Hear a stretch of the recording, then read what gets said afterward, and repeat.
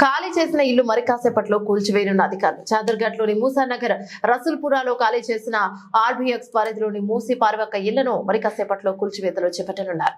మూసి పారివాక ఏరియాలో ఉన్న కుటుంబీకులను ఇప్పటికే ఖాళీ చేయించి చంచల్గూడలో ఉన్న ప్రభుత్వ 2 BHK ఇళ్లను కేటాయించడం జరిగింది. ఖాళీ ఇళ్లను మరి కాసేపట్లో కూల్చివేయబోతున్నట్లు మున్సిపల్ రెవెన్యూ అధికారులు తెలిపారు.